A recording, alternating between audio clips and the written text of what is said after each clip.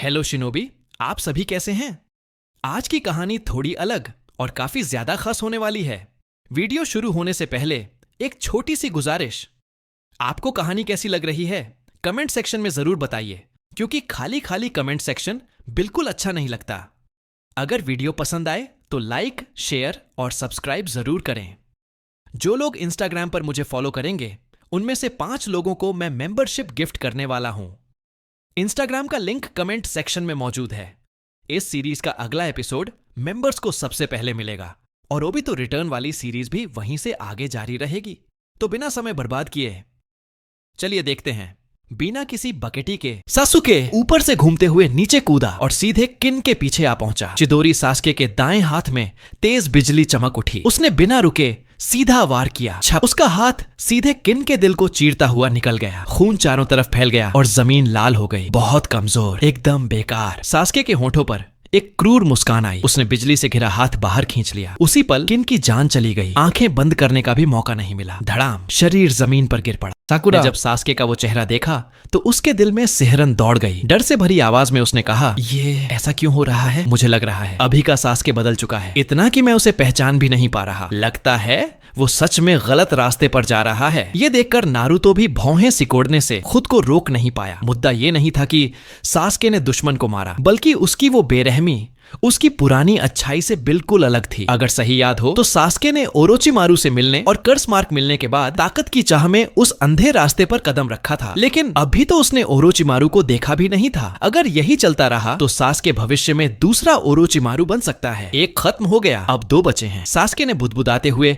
अपनी नजर झाकू पर टिकाई और चुपके से हमला करने ही वाला था, लेकिन उससे पहले नारुतो हिला। उसने अपनी ताइजुत्सु की पूरी रफ्तार निकाल दी। एक पल में वो झाकू के पीछे था। धड़ाक, नारुतो ने जोरदार लात मारी सीधे उसकी कमर पर। झाकू की चीख गूंज उठी। रीढ़ की हड्डी टूटने की आवाज साफ सुनाई दी। उसका शरीर 20 मीटर से भी ज्यादा दूर जा गिरा। पेड़ों से टकराता हुआ वो जमीन पर आ गिरा। वो वहीं पड़ा रहा, दर्द से कराहता हुआ। हिलने की हालत में भी नहीं था। सासुके ने कुनाई कसकर पकड़ी और आगे बढ़ा ताकि आखिरी वार कर सके, लेकिन नारुतो ने उसका हाथ पकड़ लिया। छोड़ दे, अब इसकी हालत देख। ये आगे किसी को नुकसान नहीं पहुंचा पाएगा, इसे जिंदा रहने दे। बिना जवाब सुने नारुतो आगे बढ़ गया। इस बार उसका निशाना था रॉक ली को बचाना। डोसु जैसे लोग हमले में अजीब जरूर थे, लेकिन वो चाल और उपकरणों पर निर्भर थे। नारुतो के सामने उनका टिकना मुमकिन नहीं था। 3 सेकंड भी नहीं टिक पाए। डोसु का अंजाम भी बिल्कुल झाकू जैसा ही हुआ। उसकी पसलियां टूटने के साथ साथ उसका दूसरा बायां हाथ भी नारुतो ने पूरी तरह बर्बाद कर दिया। उस नकली टेक्नोलॉजी वाले बाएं हाथ के बिना डोसु अब आगे चलकर बस एक साधारण सा निंजा ही रह जाएगा। उसमें अब कोई खास बात नहीं बचेगी। नारुतो कुन, धन्यवाद हमारी मदद करने के लिए। रॉक ली नारुतो के सहारे एक बड़े पेड़ के तने से टिककर बैठ गया। उस वक्त उसके दोनों कान साउंड अटैक की वजह से बुरी तरह प्रभावित थे। दर्द इतना ज्यादा था कि उसका चेहरा भी थोड़ा टेढ़ा हो गया था। नारुतो ने हाथ उठाकर हल्के से रॉक ली के कंधे पर थपथपाया। ले, मुझे धन्यवाद कहने की जरूरत नहीं, हम तो साथ में ट्रेनिंग करने वाले दोस्त हैं। हाँ, रॉक ली ने जोर से सिर हिलाया। इसके बाद उसकी नजर साकुरा पर गई और उसके चेहरे पर हल्की सी लालिमा आ गई। अफसोस, साकुरा ने मुझे इस हालत में देख लिया। थोड़ा शर्मिंदा महसूस हो रहा है। रॉक ली की वो जोशीली नजर महसूस करते ही साकुरा थोड़ा घबरा गई। वो तुरंत नारुतो के पीछे छिप गई और हाथ हिलाते हुए बोली, नहीं, मेरी राय की इतनी चिंता मत करो। ली, हिम्मत रखो, अपनी सच्चाई से उसे प्रभावित करो। नारुतो ने अचानक साकुरा हाथ पकड़ा और उसे अपने सामने खींच लिया। साकुरा तुरंत नाराज हो गई। नारुतो, तुम ये क्या कर रहे हो? वो अपनी बात पूरी कर पाती उससे पहले ही रॉक ली ने एक फ्लाइंग किस उछाल। साकुरा, मैं तुमसे प्यार करता हूँ। साकुरा फिर से घबरा गई। डर के मारे उसने सिर घुमाया और उस दिल के आकार वाले हमले से बच गए। साकुरा, कृपया मेरा प्यार स्वीकार करो। रॉक ली का चेहरा पूरी तरह लाल हो चुका था। वो लगातार दोनों हाथों से एक के बाद एक फ्लाइंग किस भेजने लगा। दिल के निशान लगातार साकुरा की तरफ उड़ते चले आ रहे थे। बचाओ! साकुरा डर के मारे चिल्लाई और भागकर एक बड़े पेड़ के पीछे छिप गई। ये सब देखकर नारुतो के रोंगटे तक खड़े हो गए। ये ली भी कमाल का इंसान है। इतना सीधा और भावुक। प्यार जताने का तरीका भले बहादुर है, लेकिन दूसरों के लिए संभालना थोड़ा मुश्किल है। नारुतो, धन्यवाद। नेजी धीरे धीरे चलते हुए पास आया। अरे नहीं, इतनी औपचारिकता मत करो। नारुतो ने जल्दी से नेजी को एक तरफ ले जाकर खड़ा किया ताकि रॉक ली के उड़ते दिलों से बचा जा सके। नेजी ने सिर हिलाया। मैं सिर्फ आज के लिए धन्यवाद नहीं कह रहा, पिछली बार तुमने जो बातें मुझसे कही थी उनके लिए भी। नारुतो ने सिर खुजाते हुए कुछ देर सोचा। पिछली बार तुम्हें पीटने के बाद वाली बात? नेजी थोड़ा चौंक गया। उसके चेहरे पर हल्की सी झेप आ गई। पीटे जाने के बाद धन्यवाद कहना आम लोगों को तो पागलपन लगेगा, लेकिन नेजी जानता था कि वो गलत नहीं था। पिछली बार नारुतो की कही बातें उसके दिल तक पहुंची थीं। उन बातों की वजह से उसने धीरे धीरे अपने दिल की जिद छोड़नी शुरू की। उसने युगा मुख्य परिवार को स्वीकार करने की कोशिश की और महसूस किया कि उसका मन सच में बदल रहा है। ये बदलाव सिर्फ उसके दिल को हल्का नहीं कर रहा था, बल्कि उसकी ताकत भी इसके साथ बढ़ती जा रही थी। सख्ती से कहूं तो मैं तुम्हारा शुक्रिया इसलिए नहीं कर रहा कि तुमने मुझे मारा, बल्कि इसलिए कि तुमने मुझसे वो बातें कही थी। नेजी थोड़ा असहज हो गया। नारुतो ने मुस्कुराते हुए उसके कंधे पर हाथ रखा। इतना मत सोचो, मैंने तुम्हें समझाने के लिए नहीं कहा था, बस ये नहीं चाहता था कि हिनाता इन बातों की वजह से रोज दुखी रहे। ये सुनते ही नेजी की आंखों में आंसू आ गए। तो आखिरकार क्या मैं ही ज्यादा सोच रहा था? इतनी सच्ची बात सीधे सुन लेना वाकई शर्मनाक और दुखद था। ये नारुतो भी कभी कभी बिल्कुल बेपरवाह हो जाता है। नारुतो हंसते हुए बोला, लेकिन अगर इससे तुम्हें मदद मिली तो मुझे अच्छा लगा। उम्मीद है तुम जल्दी ही अपने दिल की बेड़ियों से बाहर आ जाओगे। नेजी ने सिर हिलाया। उसके मन में बस यही आया, आखिरकार नारुतो ने एक ठीक ठाक इंसानी बात तो कही। टीम 9 के 3 सदस्यों में से नेजी को छोड़कर बाकी दोनों अलग अलग स्तर पर घायल थे। गांव के साथियों की मदद और चिंता के चलते नारुतो की टीम उनके साथ एक पूरा दिन रुकी। मुख्य मकसद था टेंटेन और बाकी घायलों का इलाज करना। इस हालत में अगर उन्हें अकेला छोड़ दिया जाता तो दूसरी निंजा टीमें बहुत जल्दी उन्हें निशाना बना लेती। इस डेथ फॉरेस्ट से जिंदा निकल पाना नामुमकिन हो जाता। निंजाओं की शारीरिक क्षमता वैसे भी काफी मजबूत होती है। रॉक ली के कान साउंड अटैक से बुरी तरह प्रभावित थे, लेकिन एक रात के आराम के बाद उसकी हालत काफी सुधर गई। टेंटेन की हालत थोड़ी जटिल थी। उसे सेनेबॉन लगे थे और जर के लक्षण भी दिखे थे, लेकिन जांच के बाद पता चला कि वो सिर्फ पैरालिसिस टाइप जर था, शरीर को स्थायी नुकसान पहुंचाने वाला नहीं। इसीलिए अगली सुबह होते ही छाहो निंजा एक बार फिर अपनी अपनी राह पर निकल पड़े। सब लोग अलग अलग रास्तों से आगे बढ़ने लगे। टीम 9 के तीनों सदस्यों को अभी तक कोई स्क्रॉल नहीं मिला था, लेकिन युगा नेजी ऐसा इंसान था जो किसी और पर ज्यादा निर्भर रहकर जीत हासिल करना नहीं चाहता था। वो नहीं चाहता था कि हर बार नारुतो की मदद से ही आगे बढ़ा जाए। वैसे भी नारुतो का खुद का इरादा उन्हें साथ ले जाने का नहीं था। आखिरकार जंगल में आने का उसका असली मकसद ओरोचिमारू को ढूंढना और उससे आमने सामने बात करना था। उस वक्त अगर टीम 9 के तीनों लोग साथ होते तो उल्टा काम में रुकावट ही बनते। खुलकर लड़ना भी मुश्किल हो जाता। नारुतो, कल मैंने देखा था तुमने उस झुके हुए दुश्मन से जो स्क्रॉल लिया था, वो वही हेवन स्क्रॉल था ना? जंगल के बीच चलते हुए साकुरा दोनों के पीछे पीछे चलते हुए नारुतो से पूछती है। नारुतो ने सिर हिलाया। हाँ, वो हेवन स्क्रॉल ही था और वो हमारे अर्थ स्क्रॉल के साथ बिल्कुल मैच करता है। अब बस हमें जंगल के बीच वाले टावर तक पहुंचना है, फिर ये मिशन पूरा हो जाएगा। साकुरा ने थोड़ा हैरान होकर कहा, सच में? तो फिर हम तेजी से क्यों नहीं जा रहे? जल्दी टावर पहुंच जाए तो आराम भी जल्दी मिल जाएगा। ये सुनकर सासुके पलटकर साकुरा घूर कर देखा। तुम्हें बस आराम ही सूझता है, बाकी बातों के बारे में नहीं सोचा? इस परीक्षा में कुल 78 निंजा शामिल हैं और सबकी ताकत एक जैसी नहीं है। अब सोचो, जो सबसे ताकतवर निंजा है वो स्क्रॉल पाने के लिए कौन सा तरीका अपनाए? साकुरा सिर खुजाया। दूसरी टीमों का शिकार करना और उनसे स्क्रॉल छीन लेना। सासुके ने सिर हिलाया। हाँ, लेकिन ये जवाब आधा ही सही है। ये डेथ फॉरेस्ट बहुत बड़ा है और एग्जामिनर ने सबको अलग अलग दिशाओं से जंगल में भेजा है। जो ताकतवर निंजा हैं, अगर वो फेल नहीं होना चाहते तो वो शुरू से ही तेजी से आगे बढ़ेंगे। वो पहले ही सेंट्रल टावर के आसपास पहुंचकर घात लगाकर बैठ जाएंगे, क्योंकि वहां हर टीम को किसी न किसी हाल में पहुंचना ही पड़ता है। वहीं घात लगाकर बैठने से स्क्रॉल मिलने की संभावना सबसे ज्यादा होती है। ये सुनकर साकुरा को समझ आ गया। ओह सासुके, सच में काफी समझदार हो। हमारे पास अब दोनों स्क्रॉल हैं, तो जितना धीरे चलेंगे उतना कम खतरा होगा। नारुतो चुपचाप दोनों की बात सुन रहा था। उसे भी लगा सासुके की सोच काफी सही है, लेकिन नारुतो खुद इतना आगे की योजना नहीं बना रहा था। यहाँ तक कि ये परीक्षा पास होगी या नहीं, ये भी उसके लिए सबसे अहम बात नहीं थी। अगर अंदाजा गलत नहीं है तो ओरोचिमारू इस वक्त कहीं न कहीं आसपास ही होगा। वो छुपकर नारुतो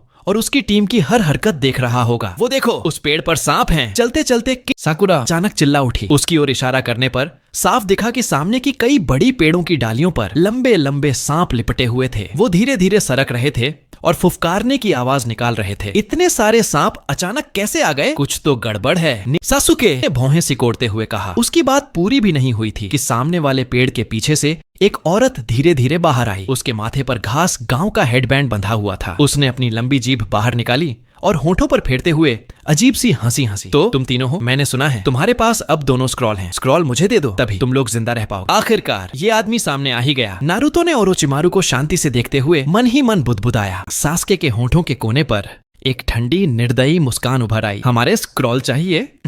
डर है, उन्हें लेने की किस्मत तुम में नहीं है। ये धमकी भरे शब्द सुनते ही ओरोचिमारू की भौहें हल्का सा सिकुड़ गईं। ओह, तो मैं भी देखना चाहता हूँ, आखिर तुम लोगों में कितना दम है। इतना कहते ही ओरोचिमारू की आंखें सख्त हो गईं। उसके शरीर से निकलती जानलेवा किलिंग इंटेंट बिना किसी रोक टोक के फैल गई।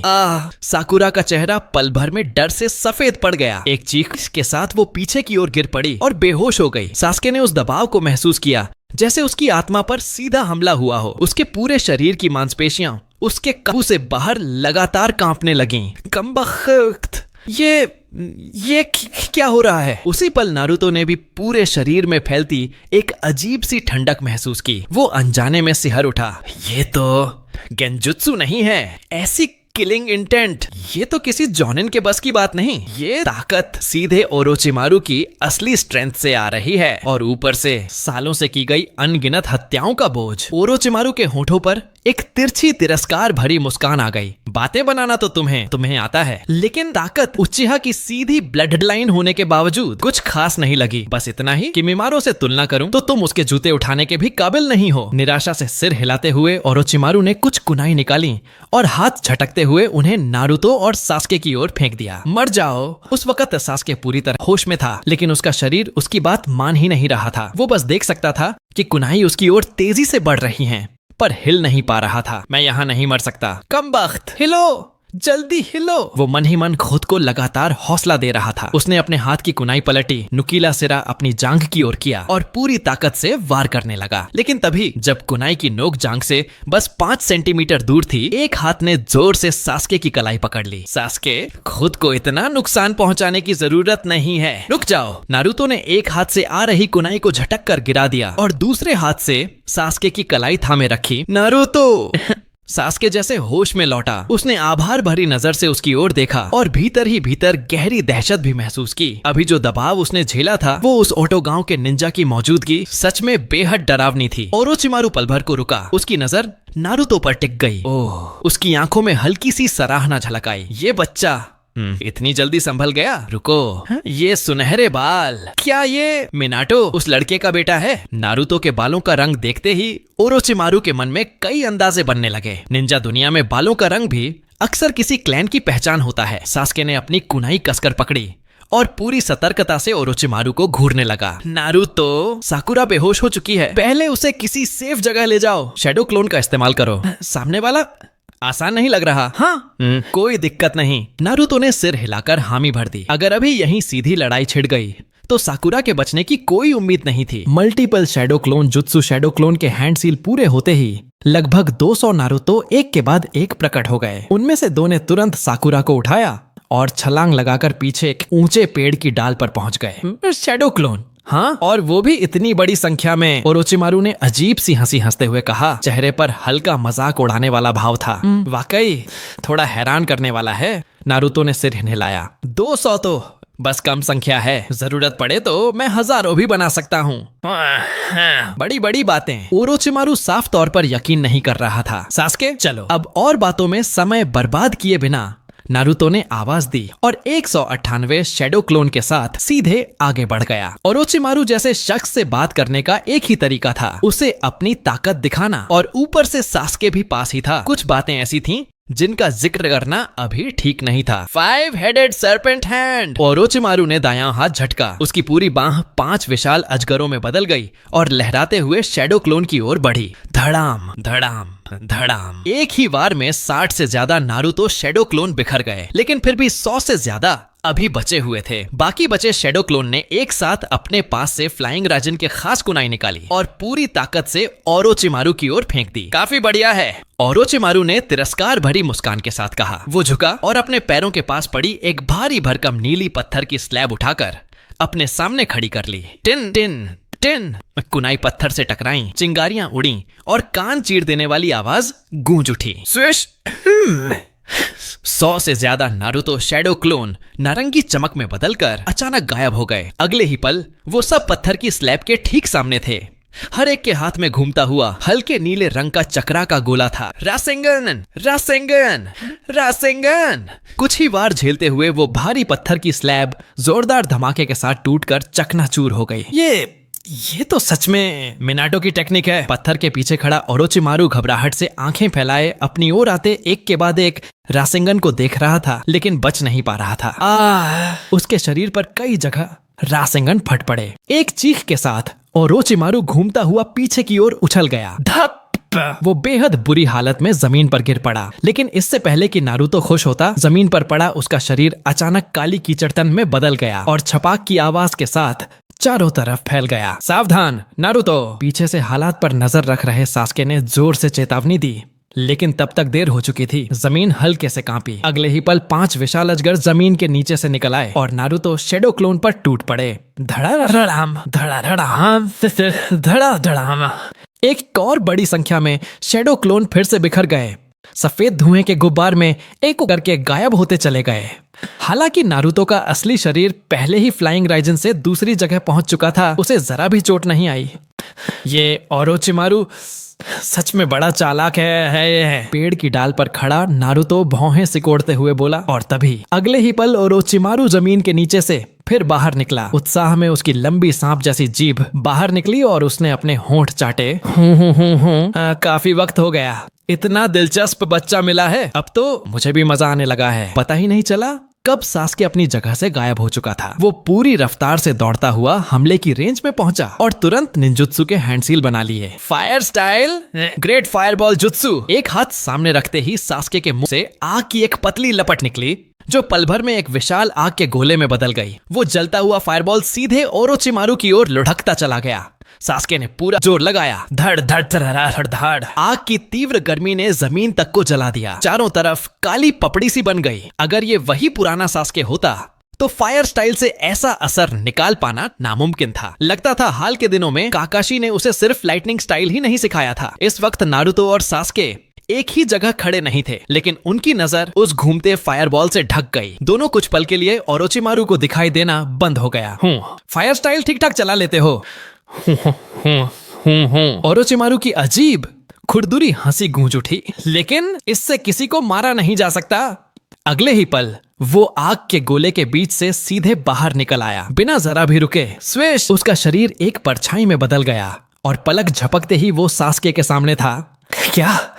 सास्के का चेहरा हैरानी से भर गया, लेकिन उसके शरीर की प्रतिक्रिया बेहद तेज थी। उसकी आंखें सिमटी, काली पुतलियां गहरे लाल रंग में बदल गईं। दोनों आंखों में 2 टोमोए वाला शारिंगन तेजी से घूमने लगा। धप धप धप और लातों की टकराहट की आवाज गूंज उठी। दोनों सीधे ताइजुत्सु में भिड़ गए। हालांकि सास्के को लगातार पीछे हटना पड़ रहा था, लेकिन शारिंगन की प्रिडिक्शन और परसेप्शन की वजह से वो किसी तरह ओरोचिमारू की रफ्तार से तालमेल बिठा पा रहा था। दूसरी ओर सास्के की मदद के लिए आगे बढ़ने ही वाला नारुतो अचानक महसूस करता है कि जिस पेड़ पर वो खड़ा है वो हल्का सा कांप रहा है। उसने पीछे मुड़कर देखा। एक कई दर्जन मीटर लंबा विशाल हरा अजगर अपने भारी शरीर को लहराता हुआ कब न जाने वहां आ चुका था। रास्ते में कई बड़े बड़े पेड़ उसके नीचे कुचले जा चुके थे। ओह, ओरोचिमारू ने कब समोनिंग कर दी? नारुतो ने बुदबुदाया। वो अजगर फुफकारता हुआ ठंडी जानलेवा नजर से नारुतो को घूर रहा था, लेकिन यह सांप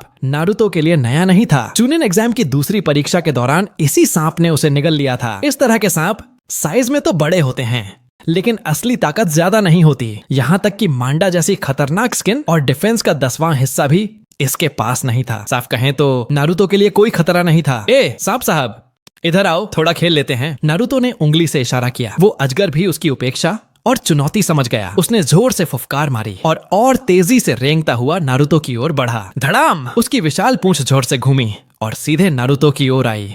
धमाका! एक ही बार में कई पेड़ टूटकर गिर पड़े। ताकत तो ठीक ठाक है, लेकिन नारुतो पहले ही ऊंची छलांग लगा चुका था। जमीन पर पैर रखते ही उसने अपनी स्पीड का पूरा फायदा उठाया। एक पल में वो गायब हो गया। अगले ही क्षण वो सांप की जितनी मोटी पूंछ से चिपका हुआ था। अब देख, उठ जा!